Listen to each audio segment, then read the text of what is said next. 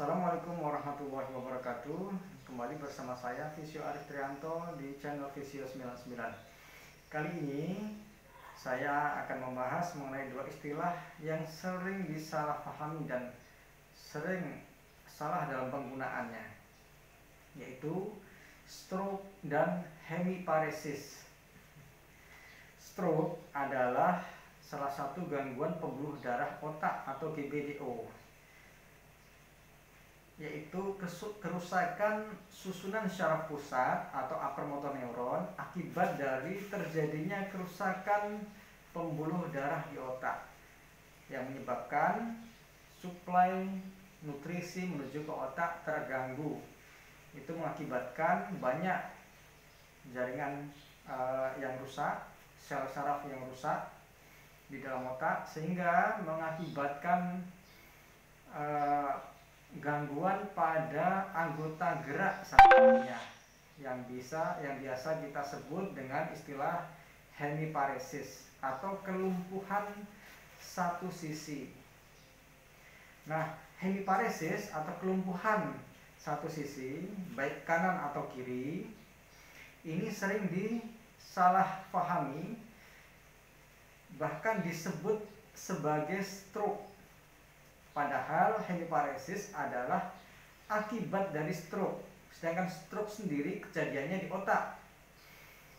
Hemiparesis atau kelumpuhan satu sisi anggota badan tentu saja tempatnya ada pada anggota gerak, baik kanan maupun kiri. Biasanya yang terlihat adalah ketidakmampuan seseorang menggerakkan anggota tubuh sebelah kanan atau kiri.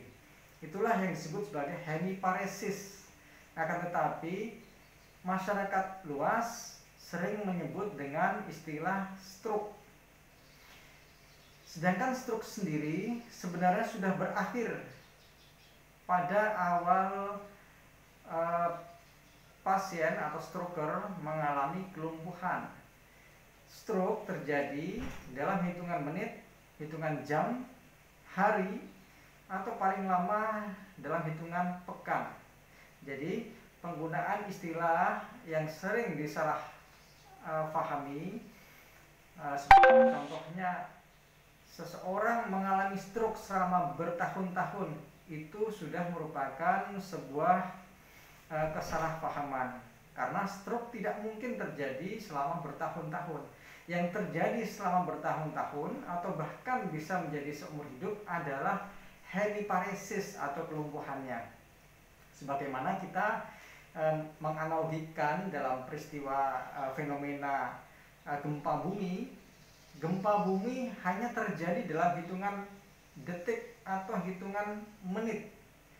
Akan tetapi bisa jadi orang salah paham dengan mengatakan daerah tertentu mengalami gempa bumi selama bertahun-tahun.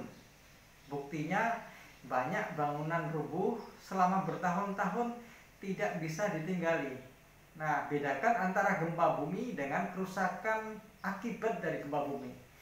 Kalau kita melihat bangunan yang rubuh, maka kita akan semestinya kita mengatakan itu adalah bangunan rubuh akibat gempa bumi. Bukan kita mengatakan bangunan rubuh itu adalah gempa bumi. Nah, stroker dan caregiver yang kami banggakan,